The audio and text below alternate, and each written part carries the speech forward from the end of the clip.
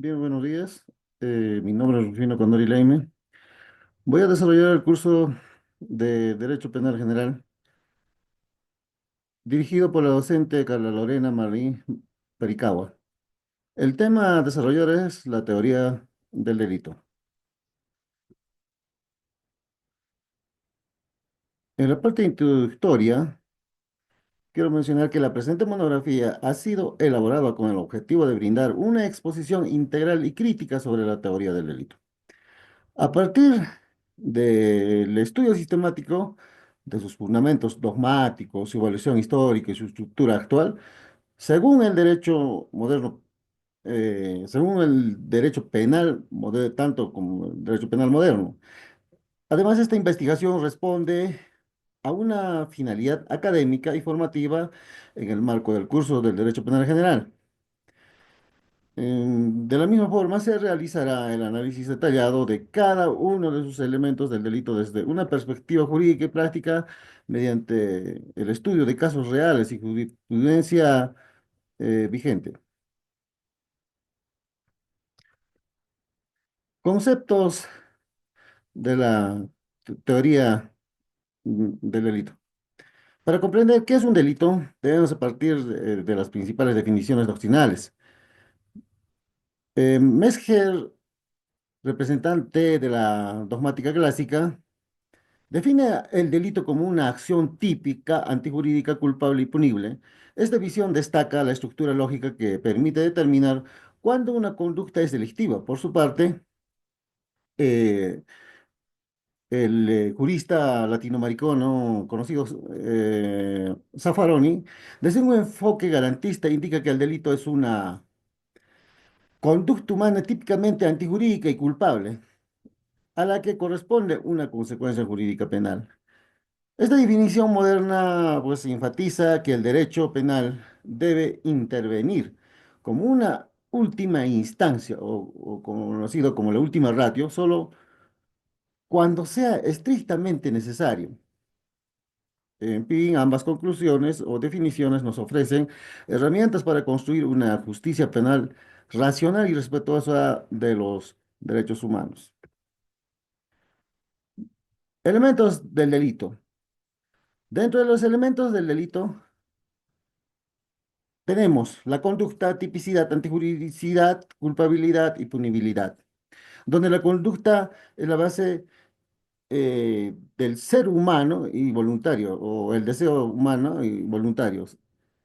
Pues nos decía el autor Roxy que sin conducta no hay delito. Tipicidad, hablando de tipicidad, la conducta debe coincidir con lo descrito en la forma penal. Antijuridicidad significa la acción típica, que debe ser contraria al orden jurídico. Culpabilidad implica que el autor podía actuar de otra manera, si no era exigible otra conducta. Punibilidad determina si corresponde imponer una pena o a veces por razones de política criminal, el legislador puede decidir no sancionar estos elementos, cuando no constituye un elemento penal. Acción, bien, entrando a- al fondo del tema, dentro de los elementos de, de la teoría del delito, entramos específicamente hablando de la acción o conducta. Este punto de partida es el punto de partida de todo análisis penal, es la existencia eh, de una acción. Según Klaus Roxin, no puede haber delitos sin conducta voluntaria. Las acciones pueden ser, por ejemplo, acciones positivas, acciones omisivas. Por ejemplo, acciones positivas cuando una persona tiene esa voluntad de realizar ese acto, como por ejemplo agredir, robar, o puede ser incendiar una casa o algo, un objeto. Omisivos cuando el objeto no realiza una acción que estaba obligado a ejecutar. Por ejemplo, en este caso hablamos de casos omisivos, lo más recurrente, cuando por ejemplo un padre que no alimenta a su hijo o que no pasa su pensión alimentaria, como decimos coloquialmente. Dentro de las Omisiones también podemos distinguir, ¿no? La omisión propia y la omisión impropia. La omisión propia es el tipo penal. El tipo penal, este acto sanciona expresamente la inacción, por ejemplo, omisión de auxilio. Eso se entiende. La omisión impropia, el sujeto tiene la obligación legal de actuar para evitar el resultado. Eh, Además, no basta cualquier movimiento corporal, nos dice, ¿no? La conducta debe ser voluntaria, exteriorizada. Solo así se puede ser evaluada como tipo penal. Casos de la ausencia de acción. En este punto podemos decir que hay situaciones en las que no puede hablar de acción penalmente relevante, ya que falta el elemento esencial de la voluntad. Según la doctrina del perdón, según el artículo 20 del Código Penal, no hay acción cuando existe la fuerza física irresistible. El cuerpo del sujeto, o por ejemplo, cuando el cuerpo del sujeto es manipulado externamente sin que pueda evitarlo. O en otro caso, hay estados de inconsciencia, como por ejemplo desmayo, sonambulismo o crisis epilépticas. Y también por otro lado se puede producir como actos reflejos, es decir, reacciones fisiológicas involuntarias. En todos estos casos no hay control de voluntad, por lo tanto no puede haber reproche penal, ¿no? Esta parte de la teoría resalta la importancia de respetar la libertad y la autodeterminación del ser humano en el derecho penal. Tipicidad. Dentro de la tipicidad encontramos la tipicidad objetiva y la tipicidad objetiva. En este punto hablaremos de la tipicidad objetiva. ¿Qué nos referimos cuando hablamos de la tipicidad objetiva? Porque, pues este es el primer componente del análisis jurídico penal. Aquí se verifica si la conducta externa del sujeto encaja con la descomposición del tipo penal. No basta que haya una relación causal entre la conducta y el resultado, también puede existir una imputación objetiva del resultado, ¿no? Según Klaus Roxing, propone los siguientes criterios para establecer esa imputación. Creación de un riesgo jurídicamente desaprobado. Materialización de este riesgo en el resultado típico. Y el resultado debe encontrarse dentro del ámbito de la protección de la norma. Si hubo una autopuesta en peligro consciente de la víctima, puede excluirse la imputación. La prohibición de regreso impide imputar el resultado cuando el sujeto no era responsable directo. Sí, se aplica también el principio de confianza donde se presume que los demás actúan conforme a derecho. Este enfoque permite distinguir entre resultados atribuibles y no atribuibles al sujeto y evita sancionar a quien actúa dentro de lo permitido social y jurídicamente. Por otro lado, eh, como habíamos comentado, tenemos la tipicidad subjetiva. ¿Qué entendemos por este tema? Pues luego de comprobar la coincidencia externa entre la conducta del tipo penal, debemos analizar el aspecto subjetivo, es decir, la intención del autor, la tipicidad subjetiva. Esto incluye, por ejemplo, el dolo, que es la voluntad consciente de realizar el tipo penal. Dentro de ellos puede ser eh, directo de primer grado, el sujeto quiere el resultado. El directo de segundo grado sabe que el resultado ocurrirá, aunque no lo desee. Eventual, cuando prevé el resultado como posible y lo acepta. Y también podemos hablar el error de tipo. Esta se refiere a un error sobre los elementos de tipo penal. Estos, por ejemplo, pueden ser vencibles si pudo evitarse con cuidado, puede dar lugar a culpa. Y es invencible, si no pudo evitarse, excluye responsabilidad. Por otro lado, también tenemos la culpa. Cuando el resultado se produce sin dolo, pero por imprudencia, negligencia o impericia, ¿no? En estos casos, en este caso, el autor infringe el deber objetivo de cuidado. La tipicidad subjetiva, pues garantiza que solo se sancione a quien actuó con conocimiento y responsabilidad sobre lo que hacía. Causas de la tipicidad. En este punto, Digamos que hay veces una conducta que parece típica desde un punto de vista formal, no lo es por alguna causa que la excluye desde el inicio. Según el artículo 20 del Código Penal, se consideran causas de atipicidad, eh, perdón,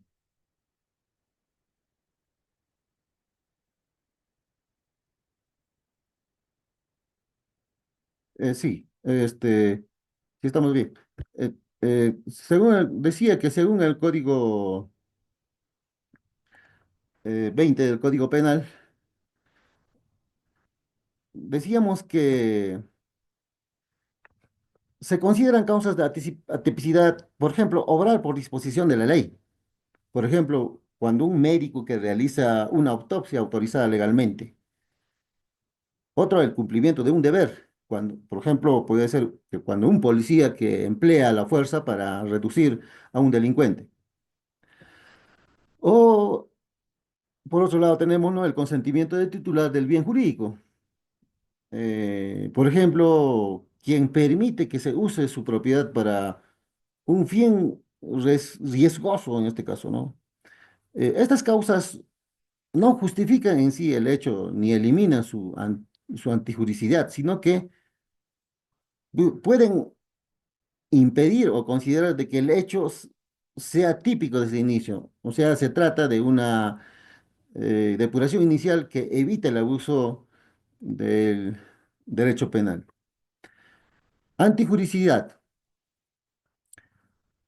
En este punto de la antijuricidad, eh, podemos decir que es el tercer elemento de la teoría del delito y se refiere a la contradicción entre la conducta realizada y el ordenamiento jurídico. Es decir, no basta con que la conducta sea típica, también debe ser injusta o contraria al derecho. Según la doctrina, una conducta es antijurídica cuando lesiona o pone en peligro un bien jurídico protegido por la norma penal y no está amparado por una causa de justificación. Entre las causas de justificación de la antijuridicidad, en este caso que eliminan la antijuridicidad, nos dice o tenemos dentro del Código Penal la legítima defensa, que establecida en el artículo 20, numeral 3 del Código Penal, cuando una persona repele una agresión legítima de forma proporcional e inmediata, si se dan los requisitos, el hecho no será considerado delito. Otro, el estado de necesidad justificante. El artículo 20, numeral 4 del Código Penal, se representa se presenta, no, perdón, cuando se lesiona un bien jurídico para salvar otro de igual o mayor valor y no existe otro medio menos lesivo. Otro, el ejercicio legítimo de un derecho o cumplimiento de un deber. Artículo 20, literal 8 del Código Penal. Cuando, en este caso, cuando el autor actúa en el marco de sus atribuciones legales o por mandato jurídico, como hace rato mencionábamos, cuando un policía usa la fuerza conforme a ley. Y por último, podemos mencionar que, por ejemplo, el consentimiento del titular del bien jurídico, que ya habíamos mencionado anteriormente, titular del artículo 20, numeral 10, válido que solo si el bien es disponible, como el patrimonio o ciertos derechos personales. Culpabilidad. Dentro de la culpabilidad, podemos decir que es el elemento más subjetivo del delito o de la teoría del delito. Eh, con este tema podemos responder una pregunta. ¿Puede reprocharse penalmente la conducta al autor? Pues para que haya culpabilidad debe incurrir, por ejemplo, imputabilidad, conciencia de antijuridicidad, de exigibilidad de la conducta, entre otros, ¿no? Por ejemplo, en la imputabilidad, pues esto se refiere a la capacidad de comprender y autodeterminarse. Se excluye en este caso a los menores de edad. personas con enfermedades mentales graves o bajo efectos involuntarios o drogas. Conciencia de antijuricidad. En este caso, cuando el autor debe saber que su conducta es ilícita. Si actúa bajo el error de prohibición invencible, no es culpable. Si es vencible, podría ser atenuante. Dentro de la exigibilidad de otra conducta, si el autor actuó bajo miedo insuperable o en un estado de necesidad exculpante, no se puede exigir que haya actuado de otra forma, ¿no? La culpabilidad además reafirma el principio de responsabilidad personal y limita el castigo penal a quienes realmente pudieron actuar conforme a derecho. Punibilidad. Dentro de la punibilidad tenemos que las condiciones de culpabilidad de absolutorias. Hablaremos. Ya que la punibilidad se considera como el último filtro. Implica pues determinar si pese a que hay delito corresponde aplicar pena, a veces por razones de política criminal no se sanciona. Condiciones objetivas de punibilidad, como la necesidad de denuncia previa en delitos de acción privada, de ejemplo, la difamación. Excusas absolutorias. Existen razones legales por las cuales el legislador mm, situaciones puede decidir no sancionar, ejemplo, delitos patrimoniales entre cónyuges o familiares sin violencia, estipulado todos estos casos en el artículo 208 del Código Penal. Pues este elemento refleja la flexibilidad del sistema penal para adaptarse a contextos sociales, éticos o familiares, donde el castigo sería desproporcionado o tal vez a veces innecesario. Hablando de los temas que hemos desarrollado, eh, también es necesario tocar la jurisprudencia eh, que se ha tocado sobre estos temas en desarrollo que acabamos de desarrollar. Por ejemplo, el caso del recurso de nulidad 428897 Ancash. En este caso se debatía la responsabilidad penal de un agente por una conducta supuestamente dolosa. Sin embargo, la Corte determinó que no se acreditó la existencia del dolo. Es decir, no se comprobó que el abuso, perdón, que no se comprobó que el acusado tuviera la intención o conciencia de estar cometiendo un acto delictivo. En consecuencia, se concluyó que no cumplía con la tipicidad subjetiva en este caso, por lo cual se excluyó la existencia del delito. Otro caso, tenemos la casación número 617-2021, caso Ollantumala. Este caso se relaciona con la aplicación de la medida de presión preventiva contra el expresidente Ollantumala y su esposa, Nay Heredia. Pues la Sala Penal Permanente de la Corte Suprema analizó si la medida era proporcional y necesaria. En su conclusión, pues se estableció que la prisión preventiva debe aplicarse solo cuando se cumplan estrictamente los requisitos legales y respetando el principio de proporcionalidad, vinculándolo directamente con el elemento de punibilidad, ya que una medida cautelar también representa una forma de afectación anticipada de derechos fundamentales. Otro caso, la casación número 10-2018 Cusco. En este caso se discutió la procedencia de la acción penal por un hecho en el que no se generó un riesgo jurídicamente desaprobado. La Corte concluyó que, aunque se había producido un daño, este no podía imputarse objetivamente. El autor, porque eh, no se verifica una conducta de relevancia penal. Por lo tanto, se determinó la ausencia de tipicidad objetiva y el proceso fue declarado improcedente. La casación número 2308-2021 Cusco.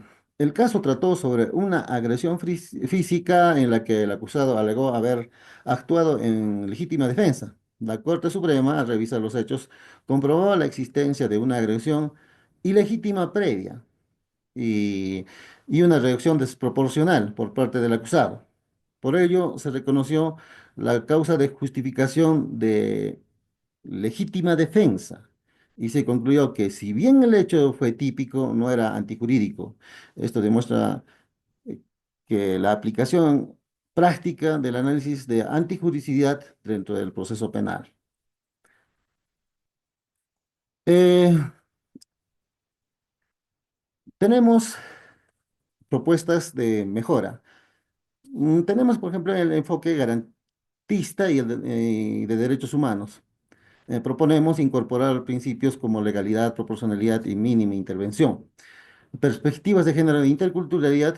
En este caso proponemos adaptar el análisis penal a contexto de desigualdad estructural y diversidad cultural. Integración de la criminología crítica. En este caso proponemos vincular la dogmática penal con estudios empíricos sobre el funcionamiento del sistema penal. Otro punto, la ampliación del concepto de punibilidad. Proponemos fomentar el uso de sanciones restaurativas y medidas alternativas a la pena privativa de libertad. Y finalmente proponemos la actualización tecnológica, reformular los elementos del delito para abordar desafíos como delitos informáticos o inteligencia artificial. Conclusiones. Concluyo de que solo hay delitos si existe una conducta humana, voluntaria y exteriorizada. Se excluyen los actos, reflejos o la fuerza física irresistible. La conducta debe adecuarse a un tipo penal específico. Se analiza desde una dimensión objetiva, imputación objetiva y subjetiva, dolo o culpa, garantizando legalidad y racionalidad. Requiere que la acción típica lesione un bien jurídico sin justificación, si existe causa de justificación. Por ejemplo, la defensa, necesidad, etcétera, desaparece la necesidad. Ilicitud. Solo es culpable quien pudo actuar conforme al derecho. Se exige imputabilidad, conciencia de antijuricidad y exigibilidad de otra conducta. No todo delito debe ser sancionado. Puede haber excusas absolutorias o falta de condiciones objetivas que excluyan la pena. La teoría del delito pues, debe actualizarse con enfoques de género, de derechos humanos, interculturalidad y criminología crítica para una justicia penal más garantista y contextualizada. Eso es todo mi desarrollo. Muchas gracias.